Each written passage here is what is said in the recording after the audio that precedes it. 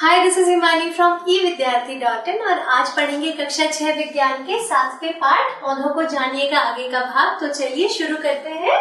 तो अभी तक हम पौधों का वर्गीकरण पढ़ चुके हैं, उनके प्रकार पढ़ चुके हैं। आज हम पढ़ेंगे पादप की संरचना के बारे में। तो जैसे कि हम सबको पता है कि पौधों में अलग अलग भाग होते हैं, है ना। जड़, तना, फूल, पत्ती, शाखाएं, इनके बारे में हम पहले भी पढ़ चुके हैं। तो आज हम इनकी संरचना के बारे में पढ़ेंगे और सबसे पहले शुरुआत करेंगे कहाँ से? जड़ से। ठीक है, क्यों? क्योंकि एक पौधे के दो प्रमुख भाग होते हैं जो हमारे यूकैरियोटिक प्लांट्स होते हैं, प्ररूपी पौधे होते हैं। प्ररूपी पौधे, प्ररूपी शब्द जो मैं इस्तेमाल कर रही हूँ इसके बारे में आप अपनी बड़ी क्लासेस में पढ़ेंगे, लेकिन अभी आप ये समझ लीजिए कि पौधों का एक प्रकार है प्ररूपी पादप। ठीक है, तो प्ररूपी पादप यानी जो भी प्लांट्स हम देखते हैं उनके दो मुख्य भाग होते हैं। एक तो होती है उसकी जड़ और एक होता है तना। ठीक है, क्योंकि जड़ जो है वो जमीन के नीचे का भाग है और तना जो है वो जमीन के ऊपर का भाग है। और फिर बाकी जो हम देखते हैं फूल, पत्ती, शाखाएं, वो सब किससे जुड़े हैं? तने से जुड़े हैं। तो इसके बारे में हम तब पढ़ेंगे जब हम तने को पढ़ेंगे, उसके बाद हम ये सब पढ़ेंगे। ठीक है, लेकिन पहले हम उस भाग के बारे में पढ़ेंगे जो जमीन के नीचे रहता है, कभी हमें दिखाई नहीं देता लेकिन बहुत इंपॉर्टेंट काम करता है, सबसे जरूरी काम करता है, और वो पौधे का भाग है जड़। ठीक है, जड़ जमीन के नीचे रहती है, कभी भी हमें दिखाई नहीं देती, और तना जमीन के ऊपर रहता है, लेकिन जमीन के नीचे रहते हुए भी जड़ सबसे ज्यादा जरूरी काम करती है। ठीक है, अब क्या काम करती है जड़? कभी आपने देखा है बहुत तेज बारिश होती है, बहुत तेज हवाएं चलती हैं, ठीक है, मौसम बहुत खराब होता है, तो कुछ पौधे हम देखते हैं कि गिर जाते हैं, है ना।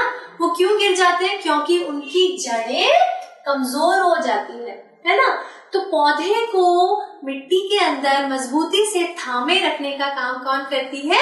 जड़ें करती है। ठीक है, आप ऐसे समझ लो कि ये ना घर की बुनियाद की तरह है। जैसे हम मकान बनाते हैं तो कभी भी जो बिल्डर या जो कंस्ट्रक्शन साइट पे लोग होते हैं वो घर बनाने से पहले ना एक मजबूत बुनियाद बनाते हैं। कहते हैं कि बुनियाद जितनी मजबूत होगी घर उतना ही अच्छा बनेगा। ठीक है, क्योंकि अगर बुनियाद कमजोर होगी तो क्या होगा? बारिश होगी, मौसम खराब होगा तो घर भी गिर जाएगा, उसकी नींव कमजोर नहीं होनी चाहिए। ठीक है, तो इसी तरह से पौधे को मजबूती से मिट्टी में थामे रखने के लिए, पौधे को मजबूती प्रदान करने के लिए उसकी जड़ बहुत मजबूत होनी चाहिए, बहुत स्ट्रांग होनी चाहिए, तभी पौधा जो है वो ऊपर की तरफ अच्छा विकास करता है।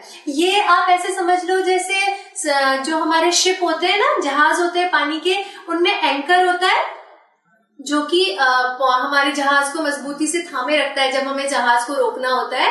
एंकर, या उसको हम लंगर भी कहते हैं। ये खाने वाला लंगर नहीं है, ये शिप में जो पाया जाता है ना लंगर, वो है। जैसे आप कभी जो कोई सेलर्स होते हैं, है ना, उनके अगर आप टोपी चेक करोगे तो उनकी टोपी में भी एक निशान बना रहता है इस तरीके का, ऐसा सा कुछ निशान होता है। मुझे सही से तो बनाना नहीं आ रहा है, लेकिन कुछ इस तरीके से कुछ ऐसा हल्का सा निशान होता है, इसको हम एंकर या लंगर कहते हैं। ठीक है, तो ये जो लंगर क्या करता है? इतने बड़े शिप को थामे रखने का काम करता है। तो वही काम बड़े पेड़ों को थामे रखने का कौन करती है? पेड़ की जड़ करती है। तो अब आप जड़ की इंपॉर्टेंस समझ गए ना, तो चलिए जल्दी से इसके काम देख लेते हैं। जड़ कैसी होती है दिखने में? नेचुरल है कि जड़ दिखने में कैसी होगी? हल्के पीले या मटमैले रंग की। क्यों? क्योंकि मिट्टी के अंदर रहती है, तो इसलिए इसका रंग कैसा होता है? हल्का पीला या मटमैला, मिट्टी के रंग से मिलता जुलता होता है। ठीक है, फिर इसका काम क्या होता है? काम तो मैंने आपको बता दिया। इसका काम है पौधे को मिट्टी में जमाए रखना या पौधे को मजबूती से थामे रखना मिट्टी के नीचे या मिट्टी के अंदर। ठीक है, दूसरे शब्दों में अगर हम कहें तो जड़ एक लंगर की तरह या एंकर की तरह काम करती है।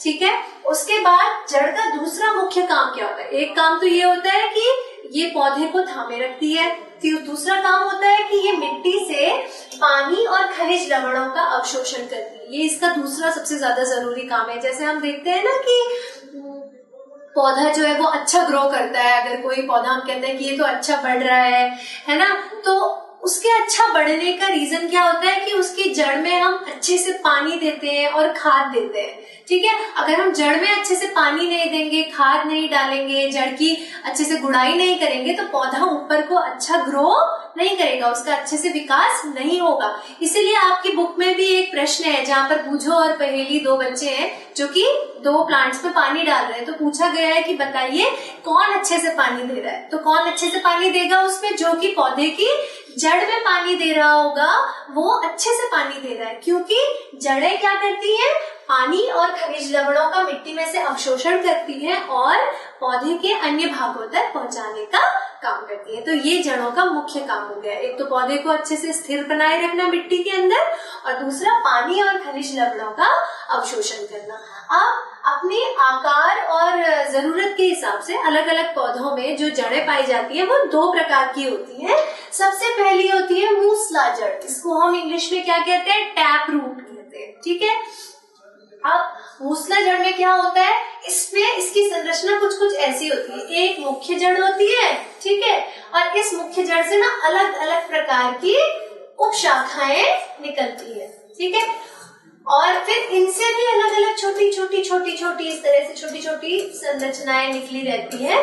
तो इस प्रकार की संरचना आपको जिस भी पौधे की जड़ में मिले तो आप उसकी जड़ को कैसी कहेंगे, आप कहेंगे कि वो मूसला जड़ है। और फिर बाकी का पौधा कैसा होता है, जमीन के ऊपर इस तरीके से प्लांट होता है। ठीक है, ये पौधा है हमारा, ये जमीन के ऊपर का भाग है। ठीक है, और ये वाला जो भाग है ये मिट्टी में पूरा धंसा हुआ है, ये जमीन के नीचे का भाग है। तो ये है हमारी मूसला जड़। ठीक है, तो इसमें एक मुख्य शाखा है, ये वाली जो है ये मुख्य शाखा है, और इससे बहुत सारी कई उपशाखाएं निकली रहती है। अब इसकी खासियत क्या है मूसला जड़ की, कि ये जमीन में बहुत गहराई तक जाती है। ठीक है, बहुत नीचे तक पहुंची रहती है मूसला जड़।